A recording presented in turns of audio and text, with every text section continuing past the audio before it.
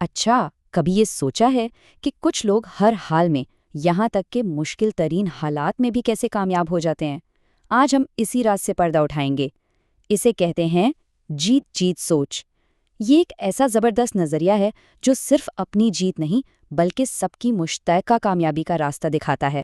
تو ہمارا آج کا سفر ایک بڑی دلچسپ کہانی سے شروع ہوگا جو ایک بہت عام لیکن بڑی غلطی کو سامنے لاتی ہے۔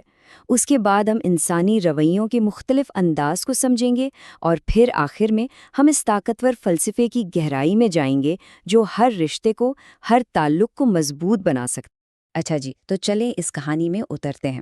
یہ ایک ایسی کمپنی کی کہانی ہے جہاں ارادے تو بہت اچھے تھے لیکن نتائج بہت بھیانک نکل رہے تھے۔ دیکھتے ہیں کہ ایسا کیوں ہو رہا تھا۔ یہ بات کتنی گہری ہے نا؟ مطلب اصولوں کو جاننا ایک بات ہے، لیکن ان پر عمل کرنا، انہیں اپنی زندگی کا حصہ بنانا بالکل دوسری۔ اور ہماری اس کہانی کا سب سے بڑا مسئلہ بھی یہی تھا۔ تو کہانی شروع ہوتی ہے ایک کمپنی کے صدر سے جو اپنے مینیجر سے بہت پریشان تھا۔ اسے لگتا تھا کہ مسئلہ ان لوگوں میں ہے کہ وہ سب خود غرض ہو گئے ہیں، ایک دوسرے کی ٹانگ کھینچتے ہیں اور ٹیم بن کر کام ہی نہیں کرنا چاہتے۔ اب دیکھیں، وہ صدر سب کے سامنے تو بڑی بڑی باتیں کرتا تھا، تعاون کی، ٹیم ورک کی، لیکن اصل حقیقت کچھ اور تھی۔ اس نے اپنے دفتر میں ایک پردے کے پیچھے کچھ چھپا رکھا تھا جو اس کی اصلی سوچ کو ظاہر کرتا تھا۔ ایک مقابلہ، ایک ریس جہاں صرف ایک ہی جیت سکتا تھا۔ اور یہی اصل مسئلہ تھا۔ اس کا بنایا ہوا نظام تعاون کا نہیں بلکہ مقابلے کا تھا۔ ایک مینیجر کو انعام میں برمودا کا ٹرپ ملنا تھا جس کا سیدھا سیدھا مطلب یہ تھا کہ باقی سب ہار گئے ہیں۔ تو اب اصل سوال یہ اٹھتا ہے، کیا وہ مینیجرز واقعی خود غرض تھے یا پھر انہیں ایک ایسے سسٹم میں ڈال دیا گیا تھا جہاں جیتنے کا واحد راستہ ہی دوسروں کو ہرانا تھا؟ اس کہانی سے ایک بات تو بالکل صاف ہو جاتی ہے کہ ہماری سوچ کا انداز، جسے ہم پیراڈائم کہتے ہیں، وہ کتنا اہم ہے۔ تو آئیے اب ان مختلف ذہنی سانچوں کو دیکھتے ہیں جو ہمارے تمام تعلقات کی بنیاد بنتے ہیں۔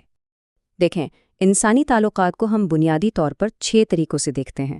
جیت جیت یعنی سب کامیاب ہوں، جیت ہار یعنی میری جیت تمہاری ہار ہے، ہار جیت مطلب میں ہار جاؤں تاکہ تم جیت سکو، ہار ہار جہاں کوئی نہیں جیتتا، سب کا نقصان ہوتا ہے، صرف جیت جہاں دوسروں کی کوئی پرواہ نہیں، اور آخر میں سب سے طاقتور جیت جیت یا پھر کوئی معاہدہ نہیں۔ یہاں 2 بالکل الگ الگ دنیائیں نظر آتی ہیں۔ ایک طرف جیت ہار کی سوچ ہے جو زندگی کو ایک ریس سمجھتی ہے جہاں کسی ایک کو تو ہارنا ہی پڑے گا۔ دوسری طرف جیت جیت کی سوچ ہے جو یہ مانتی ہے کہ سب مل کر کچھ اتنا بڑا حاصل کر سکتے ہیں جو اکیلے ممکن ہی نہیں تھا۔ باقی نمونے بھی کچھ خاص اچھے نہیں، جیسے ہار جیت، اس کا مطلب ہے اپنی خواہشات کو دبا کر بس دوسروں کو خوش کرتے رہنا، اور ہار ہار تو سیدھا سیدھا بدلے کی سوچ ہے۔ جب 2 جیت ہار سوچ والے لوگ ٹکراتے ہیں نا تو نتیجہ ہار ہار ہی نکلتا ہے، دونوں کا نقصان۔ تو پھر صحیح راستہ کون سا ہے؟ یہ جیت جیت کا فلسفہ اتنا طاقتور کیوں ہے؟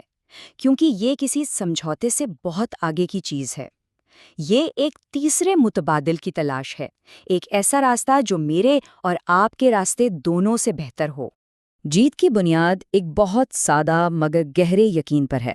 اسے کہتے ہیں فراوانی کی ذہنیت، یعنی یہ سوچ کہ دنیا میں ہر کسی کے لیے کافی موقع ہیں، کافی وسائل ہیں، کسی اور کی کامیابی آپ کی ناکامی نہیں ہے۔ اس کے بالکل الٹ ہے کمی کی ذہنیت، جو یہ سمجھتی ہے کہ زندگی ایک محدود کیک کی طرح ہے اور اگر کسی نے بڑا ٹکڑا لے لیا تو آپ کے لیے کم بچے گا۔ اور یہ سمجھنا بہت ضروری ہے کہ جیت جیت کا مطلب آدھا آدھا بانٹنا نہیں ہے، یہ کوئی کمپرومائز نہیں ہے۔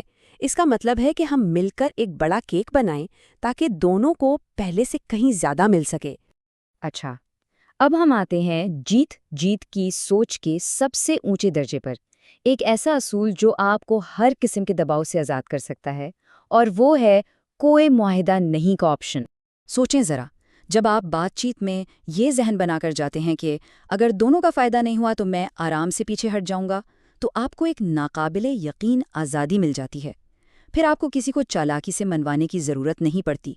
اگر معاہدہ دونوں کے لیے اچھا نہیں تو آپ آرام سے کہہ سکتے ہیں کوئی بات نہیں، پھر کبھی دیکھیں گے۔ اس کی ایک حقیقی مثال سنیں۔ ایک سافٹ ویئر کمپنی شدید مالی بحران میں تھی، انہیں ایک $84,000 کا کانٹریکٹ ملا، لیکن انہیں محسوس ہوا کہ کلائنٹ ابھی ان کے سافٹ ویئر کے لیے تیار نہیں ہے، تو انہوں نے جیت ہار کا معاہدہ کرنے کے بجائے پیچھے ہٹنے کا فیصلہ کیا۔ اور نتیجہ کیا نکلا؟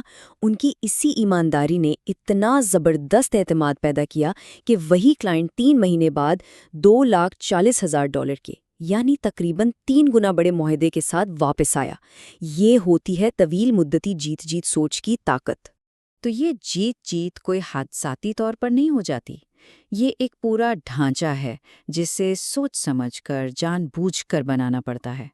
اس کی 5 جہتیں ہیں اور یہ سب ایک دوسرے سے جڑی ہوئی ہیں۔ سب کچھ شروع ہوتا ہے کردار سے، یہ آپ کی بنیاد ہے، آپ کی جڑیں۔ ان مضبوط جڑوں سے اچھے رشتے بنتے ہیں، پھر ان رشتوں کی بنیاد پر واضح معاہدے کیے جاتے ہیں۔ ان معاہدوں کو سپورٹ کرنے کے لیے ایسے نظام بنائے جاتے ہیں جو جیت جیت کی حوصلہ افزائی کریں، اور یہ سب ایک ایسے عمل سے ہوتا ہے جو ہر قدم پر جیت جیت کو ہی ترجیح دے۔ کردار کی 3 سب سے اہم خصوصیات میں سے ایک ہے پختگی، اور اس کا تعلق عمر سے نہیں ہے، اس کا مطلب ہے ہمت اور لحاظ کے درمیان توازن، یعنی اپنے حق کے لیے کھڑے ہونے کی ہمت بھی ہو اور دوسروں کے نقطہ نظر کو سمجھنے کا لحاظ بھی ہو۔ بالکل ویسے ہی جیسے ہم نے برموڈا کی دوڑ والی کہانی میں دیکھا تھا، اکثر مسئلہ لوگوں میں نہیں، سسٹم میں ہوتا ہے۔ اس ریٹیل کمپنی نے کیا کیا؟ انہوں نے اپنے معاوضے کے نظام کو ہی بدل دیا۔ اب مینیجرز تبھی کامیاب ہوتے تھے جب ان کی پوری ٹیم کامیاب ہوتی، اور بس مسئلہ حل ہو گیا۔ تو آج کی گفتگو کا خلاصہ کیا ہے؟ سب سے پہلی اور اہم بات، زندگی کوئی مقابلہ نہیں ہے۔ دوسری بات، اکثر مسئلہ لوگوں میں نہیں بلکہ اس نظام میں ہوتا ہے جس میں وہ کام کر رہے ہوتے ہیں۔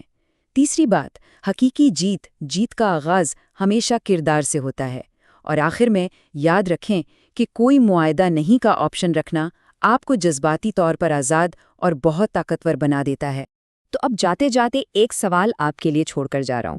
آپ کی زندگی میں، چاہے کام پر ہو یا گھر پر، ایسا کون سا رشتہ ہے جسے آپ اس تیسرے متبادل کی تلاش سے بہتر بنا سکتے ہیں؟ اس پر ضرور سوچیے گا۔